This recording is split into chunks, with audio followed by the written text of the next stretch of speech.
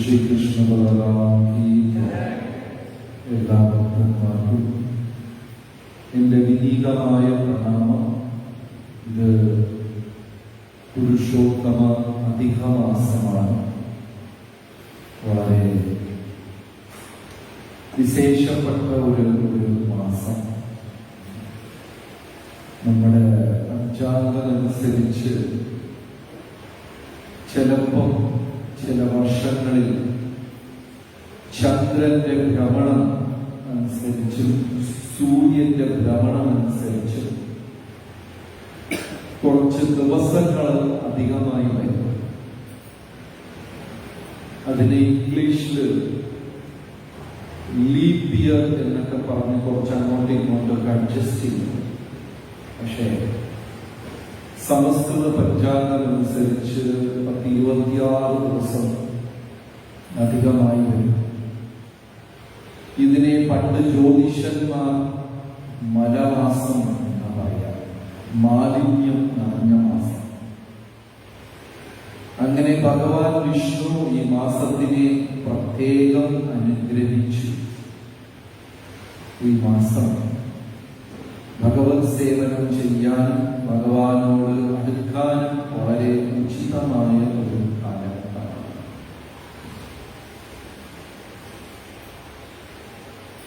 അപ്പോ കലികാലത്തില് ഏറ്റവും വലിയ തപസ്യ എന്ന് പറയുന്നത് ഭക്തന്മാരോടൊപ്പം ഒരുമിച്ച് ചേർന്ന് ഭഗവാനെ സേവിക്കുക എന്നുള്ളതാണ് ഏറ്റവും വലിയ തപസ്യ. മുൻപത്തെ യുഗങ്ങളിൽ തപസ്യ പ്രത്യേകമുണ്ടായിരുന്നു.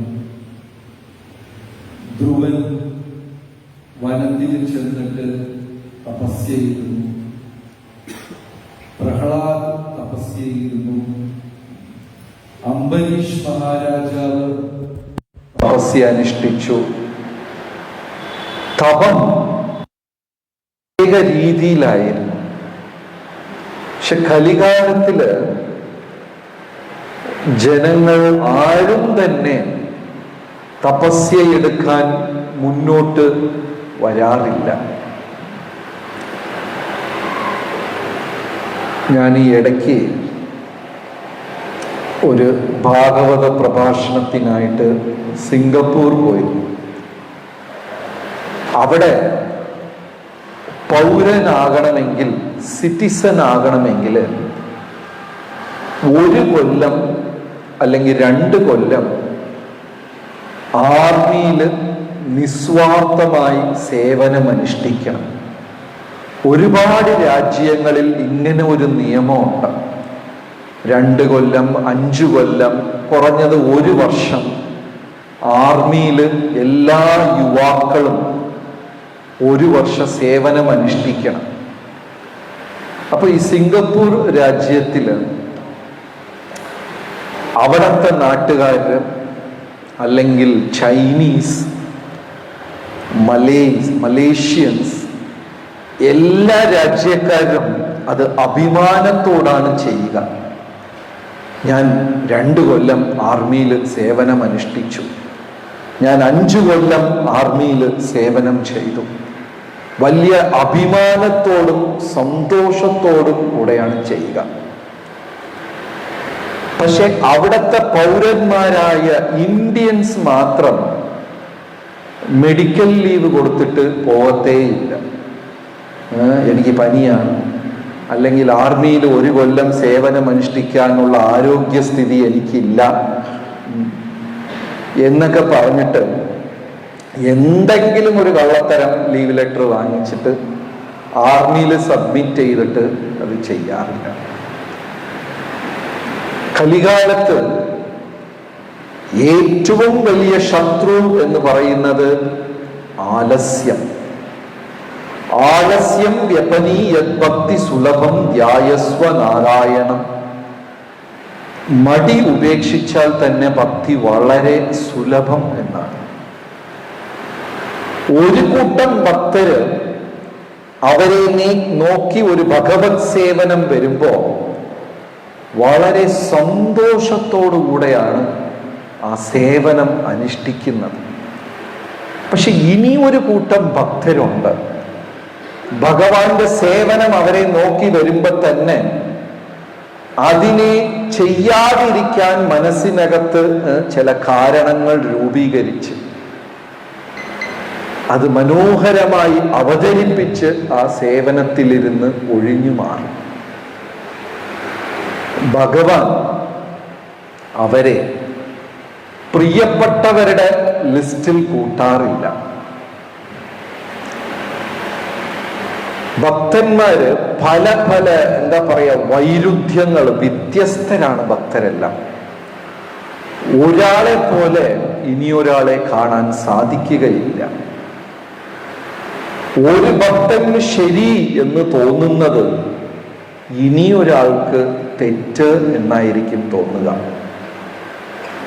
ഇപ്പൊ മഹാഭാരതത്തിൽ നമ്മൾ ഭീഷ്മരെയും രാമായണത്തില് വിഭീഷണനെയും താരതമ്യപ്പെടുത്തിയാല് ഭീഷ്മരുടെ മുമ്പേ ദ്രൗപദിയെ അപമാനിച്ചു, വിഭീഷണന്റെ മുന്നേ സീതാദേവിയെ അപമാനിച്ചു. ഭീഷ്മര് മൗനം പാലിച്ച സദസ്സിൽ തന്നെ കഴിഞ്ഞു. എന്നാൽ വിഭീഷണനോ രാവണനെ എതിർത്ത് ശബ്ദം പുറപ്പെടുവിച്ച് അവിടെ നിന്ന് ഇറങ്ങിപ്പോയി. സാഹചര്യം രണ്ടുപേരുടെയും ഏകദേശം ഒന്നാണെങ്കിലും രണ്ടുപേരും പ്രതികരിച്ച രീതി വ്യത്യസ്തമാണ്. എന്നാൽ കൃഷ്ണ ഭഗവാൻ രണ്ടു കൂട്ടരെയും ഭഗവാൻ സ്വീകരിച്ചു ഭക്തരായിട്ട്. ഒരാളെ മഹാജനൻ എന്ന സ്ഥാനത്തേക്ക് ഉയർത്തി, ഇനിയൊരാളെ തൻ്റെ പ്രിയപ്പെട്ട ഭക്തനായി അദ്ദേഹത്തിനെ കൊണ്ടാടി എന്താ പറയുക ഇതാക്കി കീർത്തിച്ചു. കലിയുഗത്തില് നമ്മളുടെ വലിയ തപസ്യ, നമ്മളാരും ധ്രുവനെ പോലെ ആഴ്ചകൾ ഭക്ഷണം കഴിക്കാതെയോ ഉറങ്ങാതെയോ അങ്ങനത്തെ തപസ്യൊന്നും കലിയുഗത്തിൽ പറഞ്ഞാലും ആരും ചെയ്യത്തില്ല. കൃഷ്ണഭക്തിയിൽ പുരോഗമിക്കും, ഇനി ഒരാഴ്ച ഭക്ഷണം കഴിക്കരുത് എന്ന് നമ്മൾ പറഞ്ഞു കഴിഞ്ഞാൽ അവർ ഭക്തി വേണമെങ്കിൽ ഉപേക്ഷിക്കും, പക്ഷേ ഭക്ഷണം ഉപേക്ഷിക്കില്ല. അല്ലെങ്കിൽ ഇതാണ് തപസ്യ എന്ന് പറഞ്ഞാൽ കലികാലത്തിൽ തപസ്യ എടുക്കാൻ ജനങ്ങൾ തയ്യാറല്ല. അതുകൊണ്ട് ഒരു ഭക്തന്റെ ഏറ്റവും വലിയ തപസ്യ എന്ന് കലികാലത്തിൽ പറയുന്നത്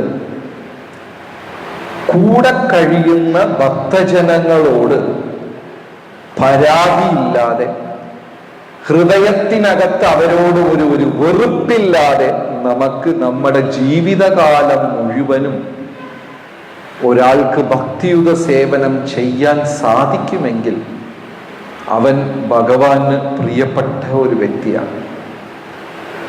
മഹാഭാരതത്തിൽ ധർമ്മപുത്രർ യുധിഷ്ഠിരനെ പ്രിയപ്പെട്ടവൻ എന്ന് ഭഗവാൻ പറയുന്നു. കാരണം അജാത്ത ശത്രുക്കളെ ഇല്ലാത്ത ഒരു വ്യക്തിയാണ്.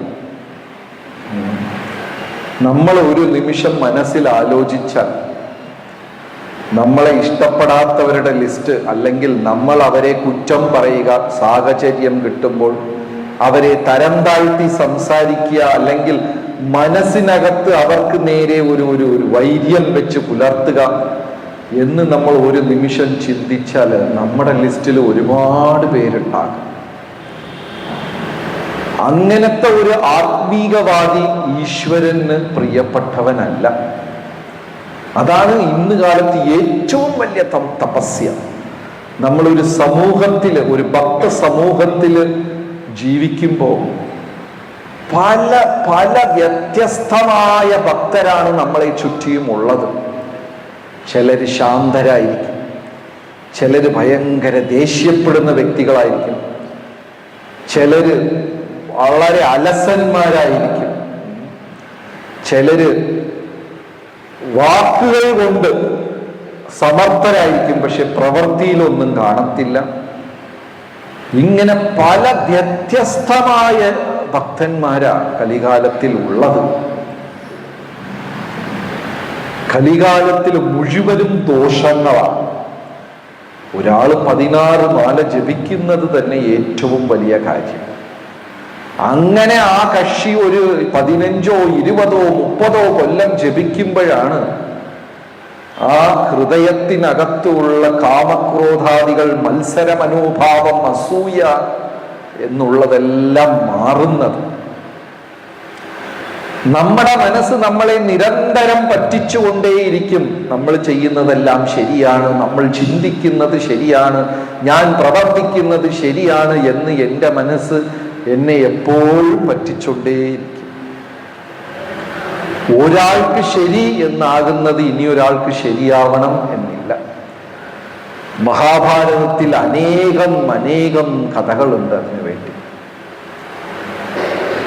ഒരു ഭക്തൻ ഭക്തസംഘത്തിൽ ശത്രുക്കളില്ലാതെ എല്ലാവരെയും സഹിച്ച് ജീവിക്കാൻ അല്ലെങ്കിൽ സേവനമനുഷ്ഠിക്കാൻ പഠിച്ചു കഴിഞ്ഞാൽ അവൻ ഭഗവാന് പ്രിയപ്പെട്ട ഒരാളാണ്.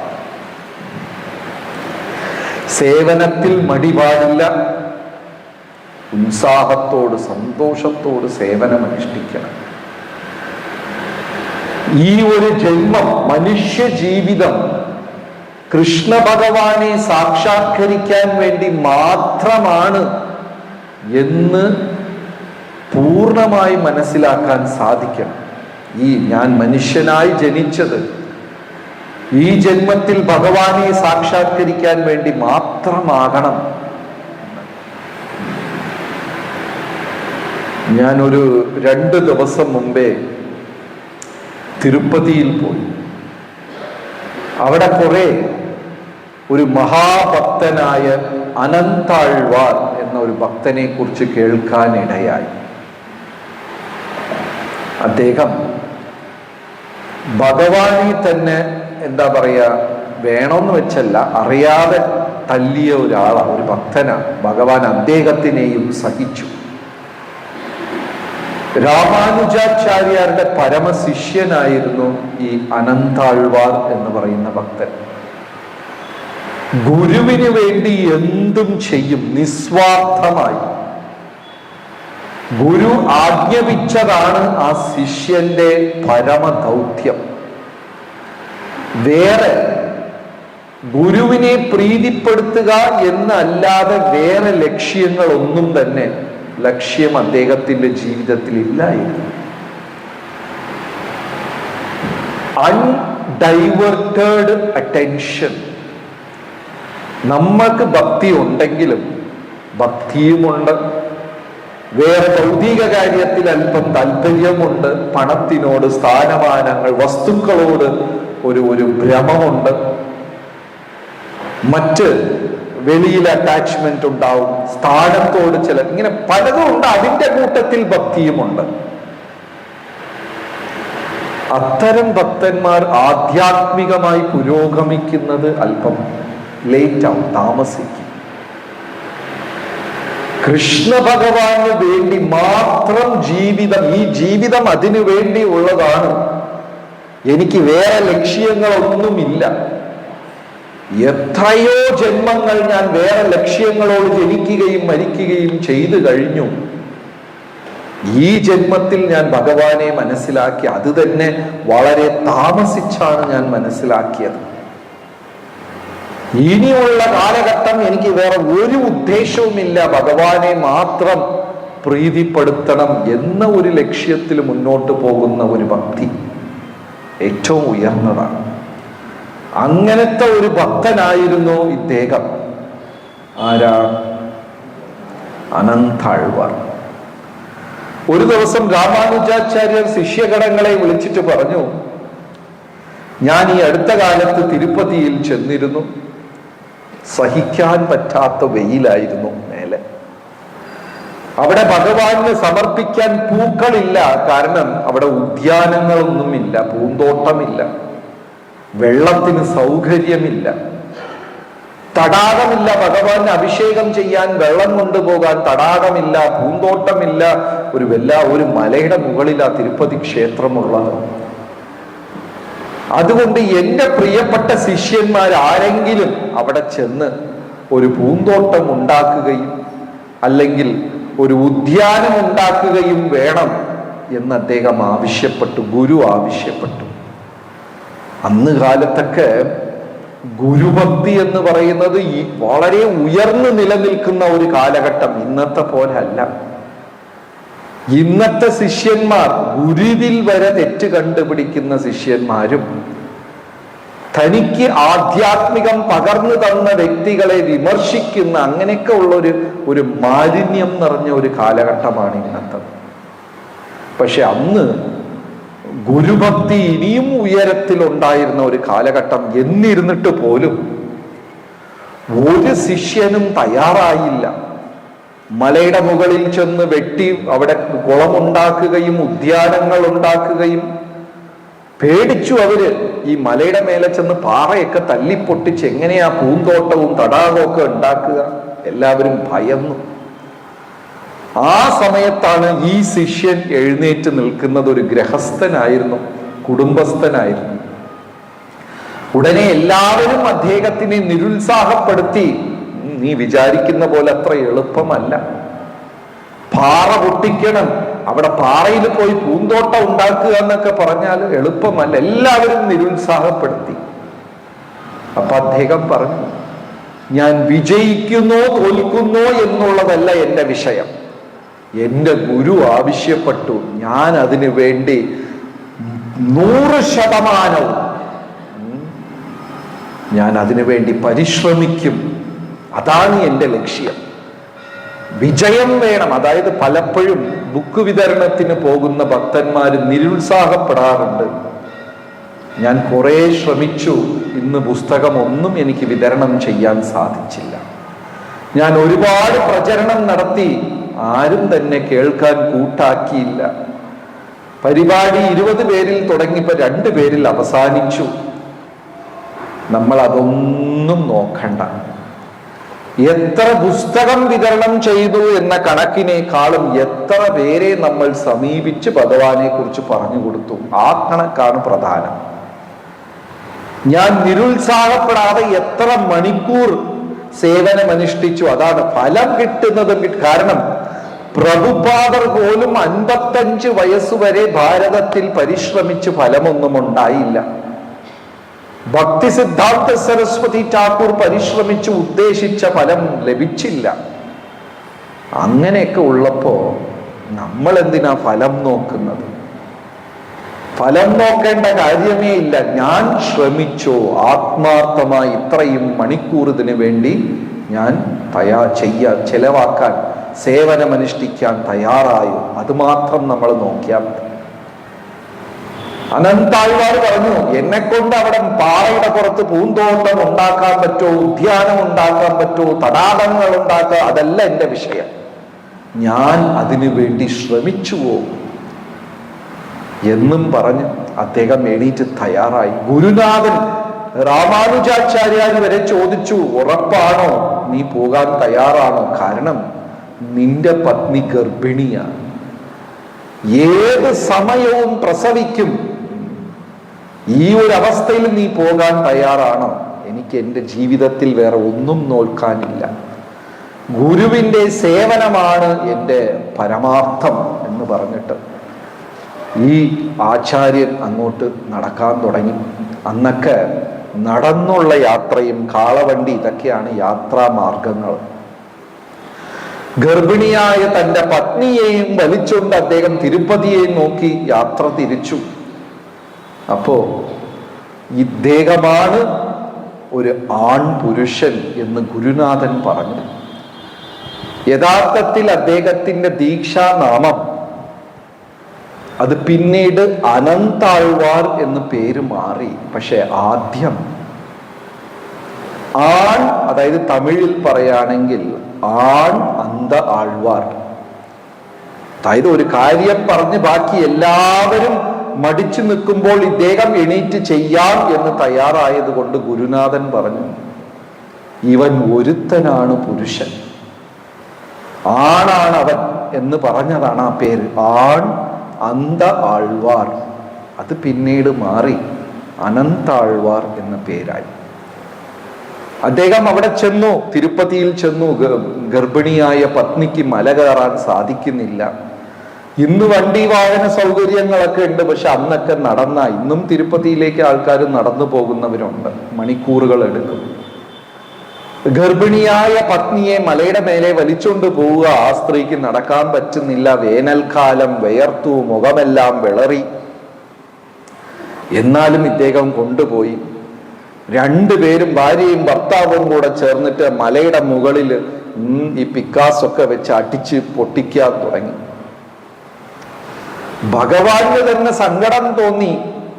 ഈ പാറ കഷ്ണങ്ങളൊക്കെ അടിച്ചു, അതും ഇവരൊന്നും കൂലിപ്പണിക്കാരോ അല്ലെങ്കിൽ ആ പണി അറിഞ്ഞവരോ ഒന്നും അല്ലല്ലോ, ഇവരൊക്കെ സാധു വൈഷ്ണവരല്ലേ. ഭഗവാൻ പല രൂപത്തിൽ വന്ന് അവരെ നിരുത്സാഹപ്പെടുത്തി. ബ്രാഹ്മണരുടെ രൂപത്തിലും പല പല രൂപത്തിൽ വന്ന് നിരുത്സാഹപ്പെടുത്തി. പക്ഷെ ആര് വന്നാലും അനന്താഴ്വാർ ഒരു മറുപടിയേ പറഞ്ഞുള്ളൂ: ഇതെന്റെ ഗുരുവിന്റെ സേവനമാണ്, ജീവൻ പോയാലും ഞാൻ ഇത് നടത്തിയിരിക്കും എന്നുള്ളതാണ്. ഒരു തവണ അദ്ദേഹത്തിനെ പാമ്പ് കടിച്ചു. പാമ്പ് കടിച്ച് കാലെല്ലാം നീല നിറത്തിലായി. ഇദ്ദേഹം നിർത്താതെ ജോലി ചെയ്തുകൊണ്ടിരിക്കുകയാണ്. അപ്പൊ മറ്റാൾക്കാർ ചോദിച്ചു, നിനക്കെന്താണ്, ബുദ്ധിയില്ലേ, നീ മരിച്ചു പോകും വിഷം കയറി കഴിഞ്ഞാൽ, എത്രയും പെട്ടെന്ന് ചെന്ന് വൈദ്യനെ കാണും. അപ്പോ അനന്താഴ്വാർ മറുപടി പറഞ്ഞു: പാമ്പിന്റെ വിഷം വീര്യം കൂടിയതാണെങ്കിൽ ഞാൻ മരിക്കും. ഞാൻ മരിച്ചാൽ വൈകുണ്ഠത്തിൽ ചെന്ന് ഭഗവാന് ഇതേ സേവനം ഞാൻ ചെയ്തുകൊണ്ടിരിക്കും. അല്ല, ഭഗവാന്റെ ശക്തിയാണ് കൂടുതലെങ്കിൽ ഈ വിഷം എന്നെ ബാധിക്കത്തില്ല, ഞാൻ ജീവനോടെ ഇരിക്കും. അങ്ങനെ ജീവനോടെ ഇരുന്നാൽ ഞാൻ ഇവിടെ പൂന്തോട്ടത്തിന്റെ സേവനം ചെയ്യും. മരിച്ചാൽ ഞാൻ അവിടെ വൈകുണ്ഠത്തിൽ ചെന്ന് പൂന്തോട്ടത്തിന്റെ സേവനം ചെയ്യും. ജീവനോടെ ഇരുന്നാൽ ഞാൻ ഇവിടെ പൂന്തോട്ടത്തിന്റെ സേവനം ചെയ്യും. അതുകൊണ്ട് ഈ പാമ്പ് കടിച്ചതൊന്നും എനിക്കൊരു വിഷയമല്ല എന്ന് പറഞ്ഞ് വീണ്ടും അദ്ദേഹം പണി തുടരാൻ തുടങ്ങി. ഭാര്യയ്ക്ക് ഒരു വിശ്രമം കൊടുക്കുന്നില്ല, ഗർഭിണിയായ സ്ത്രീ. ഇതെല്ലാം കണ്ട് ഭഗവാൻ തന്നെ സഹിക്കാൻ പറ്റാതെ ഒരു ദിവസം ഒരു ബാലന്റെ രൂപത്തിൽ അവിടെ എത്തി. എന്നിട്ട് ഇദ്ദേഹത്തിൻ്റെ അടുത്ത് പറഞ്ഞു: ഏത് ശാസ്ത്രത്തിലാ പറഞ്ഞിരിക്കുന്നത് ഇങ്ങനെ പീഡിപ്പിച്ച്, തന്നെയും തൻ്റെ പത്നിയെയും പീഡിപ്പിച്ച് ജോലി ചെയ്യണം? ഏത് ശാസ്ത്രത്തിലാ പറഞ്ഞിരിക്കുന്നത്? അപ്പൊ അനന്താഴ്വാർ ആ കുട്ടിയെടുത്ത് പറഞ്ഞു: നിന്നോട് സംസാരിച്ച് കളയാൻ എനിക്ക് സമയമില്ല. അപ്പൊ എത്രയോ ആ കുഞ്ഞ് സംസാരിക്കാൻ ശ്രമിച്ചു, പക്ഷെ അനന്താഴ്വാർ കൂട്ടാക്കിയില്ല. ഭാര്യ എടുത്ത് ചെന്നു: നിങ്ങളുടെ ഭർത്താവിന് ബുദ്ധിയില്ല, നിങ്ങൾക്ക് എന്ത് പറ്റി? എന്തിനാ ഇത്രയും കഷ്ടപ്പെടുന്നത്? അവരും കേട്ടില്ല. എൻ്റെ ഭർത്താവ് പറയുന്നതാ എനിക്ക് വേദവാക്യം. അവസാനം ആ ഗർഭിണിയായ സ്ത്രീയുടെ കയ്യിലിരുന്ന് ആ സാധനങ്ങൾ, കൊട്ടയും വട്ടിയൊക്കെ പിടിച്ച് വലിച്ചു വാങ്ങിക്കാൻ ആ കുഞ്ഞു ശ്രമിച്ചപ്പോ ഭഗവാൻ തന്നെ ആ കുട്ടി. ആ സ്ത്രീ പെട്ടെന്ന് നിലവിളിച്ചു: ദാ ഈ കുഞ്ഞ് എന്നെ ശല്യപ്പെടുത്തുന്നേന്ന്. അനന്താഴ്വാർ പിന്നെ ഒന്നും നോക്കിയില്ല. കയ്യിലുണ്ടായിരുന്ന ആ മറ്റേ പാറ പോലത്തെ സാധനം കൊണ്ട്, ഇരുമ്പ് വടി, ഒരു വീശി. പക്ഷെ അത് ആ കുട്ടിയുടെ താടിയിലടിച്ചു, താടി പൊട്ടി. ആ കുട്ടി ചോരയും പിടിച്ചുകൊണ്ട് അവിടെ നിന്ന് ഓടിച്ചെന്നു. ഇദ്ദേഹം വീണ്ടും പണി തുടരുക. കുറച്ചു കഴിഞ്ഞിട്ട് അമ്പലത്തിൽ പൂജാരി വന്ന് ശ്രീനിവാസ ബാലാജിയുടെ വാതിൽ തുറന്നു നോക്കുമ്പോ ഭഗവാന്റെ താടി പൊട്ടി ചോര ഒലിക്കുന്നു. പൂജാരി ഭയന്നു, ശരീരം നടുങ്ങാൻ തുടങ്ങി. ഉടനെ ഭഗവാന്റെ അടുത്ത് പൂജാരി പ്രാർത്ഥിച്ചു: ഭഗവാനെ, എന്താ കൃഷ്ണ, എന്ത് സംഭവിച്ചു? ശ്രീനിവാസ ബാലാജി ഭഗവാൻ പറഞ്ഞു, ചെന്നിട്ട് അനന്താഴ്വാരെ വിളിച്ചോണ്ട് വരാൻ പറഞ്ഞു. ഈ പൂജാരി ഭയന്ന് ഓടിച്ചെന്ന് അനന്താഴ്വാരടുത്ത് പറഞ്ഞു: ഭഗവാൻ അങ്ങയെ ക്ഷണിക്കാണ്, വിളിക്കാണ്. അനന്താഴ്വാർ നടന്നതൊന്നും അറിയുന്നില്ല. അദ്ദേഹം പറഞ്ഞു: ഞാനിപ്പോ തിരക്കിലാണ്, ഗുരുവിന്റെ സേവനം അനുഷ്ഠിക്കുക.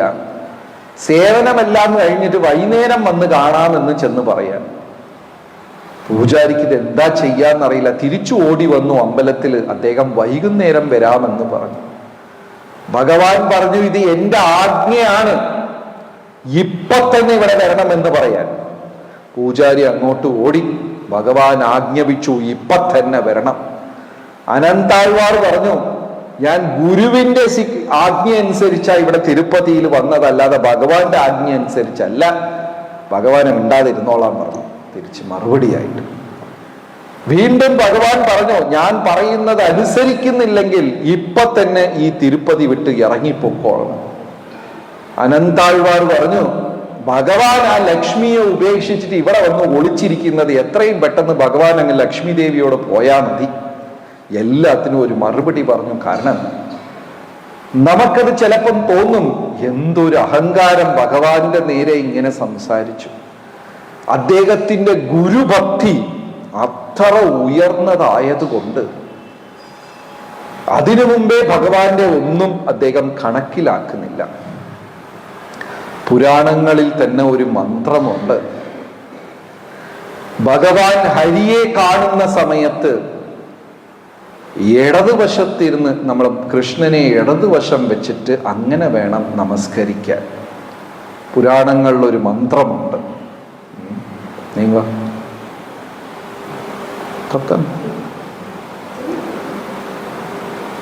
അപ്പൊ പുരാണങ്ങളിൽ ഒരു ശ്ലോകമുണ്ട്, ഭഗവാൻ ഹരിയെ കണ്ടാല് നമ്മൾ ഇങ്ങനെ നമസ്കരിക്കും.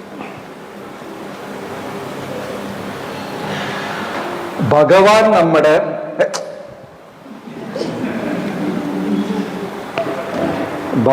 നമ്മുടെ ലെഫ്റ്റ് സൈഡിലായിരിക്കണം, ഇടതുവശം. അതേ സമയം ദേവഗണങ്ങളെ കണ്ടാൽ, ദേവന്മാരെ കണ്ടാൽ, മഹാദേവൻ, ബ്രഹ്മക്ഷേത്രം, ഇന്ദ്ര, ഗണപതി, അവരുടെയൊക്കെ അമ്പലത്തിലാണ് നമ്മൾ പോകണമെങ്കിൽ അപ്പുറത്ത് വലത് സൈഡിൽ നിന്ന് നമസ്കരിക്കണം. വിഗ്രഹം നമ്മുടെ വലത് സൈഡിലായിരിക്കണം.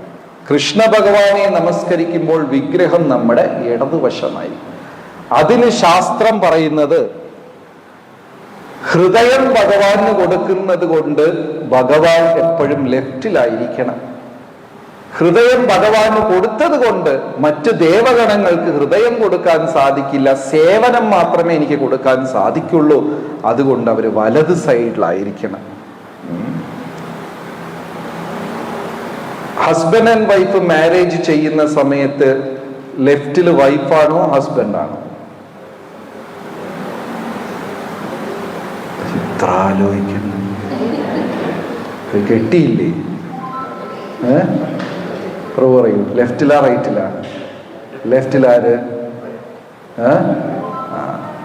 അപ്പൊ എന്തിനാണ് വൈഫിനെ ലെഫ്റ്റിൽ നിർത്തുന്നത്? എന്തിനാ വൈഫിനെ ലെഫ്റ്റിൽ നിർത്തുന്നത്? അറിയാതെ പറ്റിപ്പോയതാ. ഹൃദയം പത്നിക്ക് കൊടുക്കുന്നു, പത്നി എന്ത് കൊടുക്കുന്നു? സേവനം കൊടുക്കുന്നു, റൈറ്റ്? പക്ഷേ ഗുരുവിനെ കാണുന്ന സമയത്ത് ഈ ഇടം വലം അതൊന്നും ചിന്തിക്കാൻ സമയമില്ല. ഗുരുവിനെ കണ്ടാൽ എങ്ങനെ നമസ്കരിക്കും? Thank you. ഗുരുവിനെ കണ്ടാൽ പിന്നെ ഇടം നോക്കുന്നില്ല, വലത് നോക്കുന്നില്ല. ഗുരുവിനെ കാണുന്ന മാത്രയിൽ ഒരു വടി വീഴുന്നത് പോലെ നേരെ അങ്ങ് നമസ്കരിക്കും. കൃഷ്ണ ഭഗവാനെ നമസ്കരിക്കുമ്പോൾ ഇടതുവശം വച്ചു, ദേവഗണങ്ങളെ നമസ്കരിക്കുമ്പോൾ വലതുവശം വെച്ചു. ഗുരുവിനെ കാണുന്ന സമയത്ത് പിന്നെ ഇടം വലം ഇതൊന്നും നോക്കാനില്ല, അങ്ങോട്ട് നേരെ അങ്ങ് നമസ്കരിക്കും. എന്നാൽ കൃഷ്ണ ഭഗവാൻ എങ്ങനെ നേരിട്ട് നമസ്കരിക്കാമോ എന്ന് ചോദിച്ചു കഴിഞ്ഞാൽ സാധിക്കില്ല. കാരണം പല ക്ഷേത്രങ്ങളിലും ഭഗവാന്റെ നേരെ കൊടിമരവും ഗരുഡനും ഹനുമാനും ഇതുപോലെ മഹാഭക്തരുള്ളത് കൊണ്ട് നമ്മുടെ പാദം അവർക്ക് കാണിക്കേണ്ടെന്നും കൂടെ ചേർത്താണ് ഇടതുവശം വെച്ച് നമസ്കരിക്കുന്നത്. എന്നാൽ ഗുരുവിനെ നമസ്കരിക്കുമ്പോൾ അതൊക്കെ നോക്കണ്ടേ എന്ന് പറഞ്ഞാൽ അവിടെ പ്രാധാന്യമില്ല. കാരണം ഗുരുവിനെ കണ്ട മാത്രയിൽ വേറെ ഒരു നിയമവും നോക്കേണ്ട കാര്യമില്ല, ഗുരുവിനെ നമസ്കരിക്കാം. അപ്പോ ഇവിടെ ഏത് നമസ്കാരത്തിനാണ് പ്രാധാന്യം കൂടിയിരിക്കുന്നത്? ഭഗവാന്റെ നമസ്കാരത്തിനാണോ ഗുരുവിന്റെ നമസ്കാരത്തിനാണോ? ഗുരുവിന്റെ നമസ്കാരം. അപ്പോ അനന്താഴ്വാർ ശ്രീനിവാസ ബാലാജി എടുത്ത് പറഞ്ഞു, ഞാൻ ഗുരുവിന്റെ സേവനം ചെയ്യുകയാണ്. ബാലാജി ഭഗവാൻ ശ്രീനിവാസന ലക്ഷ്മി ദേവിയുടെ വാക്കും കേൾക്കാതെ ഇവിടെ വന്നിരിക്കുന്നു. ഇങ്ങനെ ഭഗവാൻ പറഞ്ഞതിനെല്ലാം ഓരോ തർക്കവും ഉണ്ടാക്കി അദ്ദേഹം സമയത്തിന് പോയില്ല. പിന്നെ എന്നും സന്ധ്യയ്ക്ക് അനന്താഴ്വാർ കുറെ പൂക്കളും എടുത്തിട്ട് നേരെ ഭഗവാൻ ചെന്ന് സമർപ്പിക്കും. അന്ന് പൂക്കളുമായി പോയപ്പോഴാണ് ഈ അനന്താഴ്വാർ ഓർക്കുന്നത്, ഞാൻ ഈ വേണ്ടാത്തതൊക്കെ പറഞ്ഞല്ലോ, എന്തെല്ലാമോ ഞാൻ പറഞ്ഞല്ലോ, ഇനിയിപ്പൊ ഞാൻ ശ്രീനിവാസ ഭഗവാനെ എങ്ങനെ മുഖാമുഖം കാണും എന്ന് വിഷമിച്ചിട്ട് അപ്പോഴായി ഇദ്ദേഹം ഓർക്കുന്നത് അത്രയും പറയണ്ടായിരുന്നു. കണ്ണും പൂട്ടിച്ചെന്ന് പൂക്കൾ അവിടെ ഇടാൻ ശ്രമിച്ചു. അപ്പൊ ബാലാജി ഭഗവാൻ അനന്താഴ്വാറെ നോക്കി അനന്താഴ്വാർ എന്ന് വിളിച്ചു. ഉടനെ കണ്ണു തുറന്നു നോക്കിയ അനന്താഴ്വാർ ബാലാജിയുടെ താടി പൊട്ടിയിരിക്കുന്നതും ചോര ഒലിക്കുന്നതും എല്ലാം കണ്ട് ശരീരം നടുങ്ങാൻ തുടങ്ങി. അപ്പോഴാ അദ്ദേഹത്തിന് മനസ്സിലായത്, ബാലനായി തന്റെ ജോലിയുടെ ഇടയിൽ വന്ന് തടസ്സപ്പെടുത്തിയത് ബാലനല്ല, ഭഗവാനാണ്. ബാലന്റെ രൂപത്തിൽ വന്നത് കൊണ്ടാണ് ആ ശ്രീനിവാസ ഭഗവാൻ ഇപ്പോഴും ബാലാജി എന്ന പേര്. ഒരു കുഞ്ഞിന്റെ രൂപത്തിൽ വന്ന് ഇദ്ദേഹത്തിനെ തടസ്സപ്പെടുത്തി, അതുകൊണ്ട് ബാലാജി. അപ്പൊ താൻ അടിച്ചാണ് ഭഗവാന്റെ ഈ ഇതെല്ലാം പൊട്ടി ചോര ഒലിക്കുന്നത് കണ്ട് ശരീരം നടുങ്ങി കണ്ണ് ഇരുണ്ടുപോയി അദ്ദേഹം പ്രാർത്ഥിച്ചു, മാപ്പാക്കണം, മാപ്പാക്കണം, ഞാൻ എന്ത് മഹാപാപമാണ് ചെയ്തത്. ഭഗവാൻ തന്നെ പുഞ്ചിരി തൂകി പറഞ്ഞു, നിന്റെ ഗുരുനിഷ്ഠ എനിക്ക് വളരെ ഇഷ്ടപ്പെട്ടു. അതിനുശേഷം കയ്യിൽ കിട്ടിയ കർപ്പൂരം എടുത്ത് വെച്ച് അടച്ച്, അതുകൊണ്ട് ഇപ്പോഴും നിങ്ങൾ തിരുപ്പതി ഭഗവാനെ കണ്ടാൽ ഇവിടെ വൈറ്റ് കളറിൽ ഒരു പാച്ച് ഉണ്ടാകും. അത് താടി പൊട്ടിയപ്പോൾ അനന്താഴ്വാർ മറ്റേ കർപ്പൂരം എടുത്ത് വെച്ച് ചോര നിൽക്കാൻ വേണ്ടി ചെയ്തത്. അങ്ങനെ ഭഗവാനും അനന്താഴ്വാർ തമ്മിൽ ഒരു കൂട്ടായി. അപ്പൊ ഭഗവാൻ ചോദിച്ചു, അനന്താഴ്വാർ, നീ ഇങ്ങനെ ഇത്രയും കിടന്ന് കഷ്ടപ്പെടുന്നുണ്ടല്ലോ ഈ പൂന്തോട്ടമൊക്കെ വെച്ച്, നിനക്ക് ഇന്ന് തന്നെ മോക്ഷം കിട്ടിയാൽ നീ എന്ത് ചെയ്യും എന്ന് ചോദിച്ചു. ഉടനെ അനന്താഴ്വാർ പറഞ്ഞു, എനിക്ക് അഥവാ മോക്ഷപ്രാപ്തി കിട്ടിയെങ്കിലും ഞാൻ വൈകുണ്ഠത്തിൽ പോകും. വൈകുണ്ഠത്തിൽ പോയി അവിടെ ഭഗവാന് ഇതുപോലെ സുന്ദരമായ പൂന്തോട്ടവും മാലയൊക്കെ ചാർത്തുന്നുണ്ടോ എന്ന് നോക്കും. അവിടെ ഇതുപോലെ പൂന്തോട്ടവും മാലകളൊക്കെ ചാർത്തുവാണെങ്കിൽ ഞാൻ ഉടനെ ഇങ്ങ് തിരിച്ചു വരും, ഇവിടെ വന്ന് സേവനം തുടങ്ങും, എനിക്ക് വൈകുണ്ഠപ്രാപ്തി പോലും വേണ്ട എന്ന് പറഞ്ഞ ആളാ അനന്താഴ്വാർ. വേറൊരു തവണ അതിസുന്ദരമായ പൂന്തോട്ടം, ഇന്നും നിങ്ങൾക്ക് തിരുപ്പതിയിൽ പോയാൽ ആ മനോഹരമായ പൂന്തോട്ടം കാണാൻ സാധിക്കും. അതിസുന്ദരമായ ഒരു പൂന്തോട്ടം അദ്ദേഹം ഉണ്ടാക്കി, അവിടെ ഇരുന്ന് ആ പൂക്കൾ ദിവസവും ശ്രീനിവാസ ബാലാജിക്ക് പോകുന്നത്. പക്ഷെ ഒരു കാലഘട്ടത്തിൽ ഈ പൂക്കളൊന്നും കാണാനില്ല. അത് നല്ല പ്രത്യേക ദൈവിക സുഗന്ധമുള്ള പുഷ്പങ്ങളാണ്, ഇടയ്ക്കിടയ്ക്ക് കാണാതില്ല. ഇതാരോ മോഷ്ടിക്കുന്നുണ്ട് എന്ന് മനസ്സിലാക്കിയ അനന്താഴ്വാർ ഒരു ദിവസം അവിടെ ഒളിച്ചിരുന്ന് നോക്കി, ഇതാരാ ഇതൊക്കെ മോഷ്ടിക്കുന്നത് എന്ന് നോക്കാൻ ശ്രമിച്ചു. അപ്പൊ രാത്രി ഒരു യുവാവും ഒരു യുവതി, ഒരു കാമുകനും കാമുകിയും അവിടെ വന്ന് ഈ പൂക്കളെല്ലാം മോഷ്ടിക്കുകയും ആ വ്യക്തി തന്റെ കാമുകിയുടെ തലയിലും കഴുത്തിലും ഒക്കെ ഈ പൂക്കൾ കൊണ്ട് അലങ്കരിക്കുകയും ഇങ്ങനത്തെ കാര്യങ്ങളൊക്കെ നടന്നുകൊണ്ടിരിക്കുക. ഉടനെ ദേഷ്യം വന്ന അനന്താഴ്വാർ ഒരു കമ്പും എടുത്തിട്ട് ഓടിയപ്പോ ഈ പയ്യൻ അങ്ങോട്ട് ഓടിപ്പോയി. പെൺകുട്ടിയെ മാത്രമാ കിട്ടിയത്. അവിടെ പൂന്തോട്ടത്തിൽ ഉണ്ടായിരുന്ന ഈ വള്ളികളെല്ലാം കൊണ്ടുവച്ചില്ല, ആ പെൺകുട്ടിയെ അങ്ങ് കെട്ടിവെച്ചു, തൂണോടെ കെട്ടിവെച്ചു. പയ്യൻ അന്വേഷിച്ചു വരുമല്ലോ, അവനെയും പിടിക്കാമെന്ന് അനന്താഴ്വാർ തീരുമാനിച്ചു. മുഴുവൻ രാത്രി ഇരുന്നിട്ടും ആ പയ്യൻ വന്നില്ല. ശരി, ഇദ്ദേഹം പതിവ് പോലെ രാവിലെ അമ്പലത്തിൽ ചെന്ന് നോക്കിയപ്പോൾ അവിടെ ഭഗവാനുണ്ട്, ദർശനമൊക്കെ എടുത്തു. അത് കഴിഞ്ഞ് ലക്ഷ്മി ദേവിയുടെ ക്ഷേത്രത്തിൽ ചെന്ന് നോക്കിയപ്പോൾ ലക്ഷ്മി ദേവി പത്മാവതി അവിടെ കാണാനില്ല, അമ്പലം കാലിയാണ്. അപ്പോഴാണ് അനന്താഴ്വാറിന് മനസ്സിലായത്, ഞാൻ പൂന്തോട്ടത്തിൽ കെട്ടിവെച്ചിരിക്കുന്നത് ആരെയാ? ഈ ലക്ഷ്മിയാ കെട്ടിവെച്ചിരിക്കുന്നത്. ഓടിച്ചെന്ന് മാപ്പും പറഞ്ഞ് ലക്ഷ്മി ദേവിയെ പൂന്തോട്ടത്തിലിരുന്ന് അഴിച്ചുവിട്ടു. മാപ്പ് ചോദിച്ചു. അപ്പൊ ലക്ഷ്മി ദേവി സന്തോഷത്തോട് പറഞ്ഞു, അനന്താഴ്വാർ, നിന്റെ സേവനം എനിക്ക് വളരെ ഇഷ്ടപ്പെട്ടു. എത്രയും പെട്ടെന്ന് ഞങ്ങളുടെ വിവാഹം ഉണ്ടാകും, എൻ്റെയും പത്മാവതി ശ്രീനിവാസ കല്യാണം ഉണ്ടാകും. നീ എൻ്റെ അച്ഛൻ്റെ സ്ഥാനത്ത് നിന്ന് ഈ വിവാഹം നടത്തി കൊടുക്കണം എന്ന് ലക്ഷ്മി ദേവി ആഗ്രഹം പ്രകടിപ്പിച്ചു. ഇപ്പോഴും വർഷത്തിൽ ഈ ശ്രീനിവാസ കല്യാണം എന്നൊരു ഉത്സവം നടക്കാറുണ്ട്. അവിടെ അനന്താഴ്വാറിന്റെ വിഗ്രഹത്തിനെയാണ് ലക്ഷ്മിയുടെ അച്ഛൻ്റെ സ്ഥാനത്തിൽ കൊണ്ടുവരുന്നത്.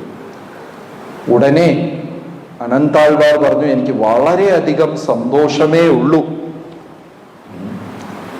പക്ഷേ എൻ്റെ അഭിപ്രായം ചോദിക്കുകയാണെങ്കിൽ ഈ വ്യക്തിയെ അങ്ങ് കല്യാണം കഴിക്കരുത് എന്ന് അനന്താഴ്വാർ പറഞ്ഞു. ലക്ഷ്മി ദേവിക്ക് ഭയങ്കര ഒരു ആശ്ചര്യം. അതെന്താണ് ഈ വിവാഹം കഴിക്കരുതെന്ന് പറഞ്ഞു? പിന്നല്ലാതെ ഇന്നലെ രാത്രി ഞാൻ നിങ്ങളെ പിടിച്ച് കെട്ടിവെച്ചു, ആളെവിടെ? മുഴുവൻ രാത്രിയും വന്നില്ലല്ലോ, ഇയാളെയൊക്കെ വിശ്വസിച്ച് കെട്ടിയാൽ എന്ത് സംഭവിക്കും? ലക്ഷ്മി ദേവി ചിരിച്ചോണ്ട് പറഞ്ഞു, നീ ഉണ്ടല്ലോ എന്നെ സംരക്ഷിക്കാൻ. അപ്പൊ ഇന്നും ലക്ഷ്മി ദേവിയുടെ അച്ഛൻ്റെ സ്ഥാനമാണ് തിരുപ്പതി ക്ഷേത്രത്തിൽ അനന്താഴ്വാർ. അങ്ങനെ അദ്ദേഹം ഈ പൂന്തോട്ടം പരിപാലിച്ച് 80-90 വയസ്സായി. നിൽക്കാനും നടക്കാനുമുള്ള ആരോഗ്യമെല്ലാം നഷ്ടപ്പെട്ട്, പൂന്തോട്ടത്തിൽ ചെയ്യാനുള്ള ആരോഗ്യമെല്ലാം നഷ്ടപ്പെട്ടു.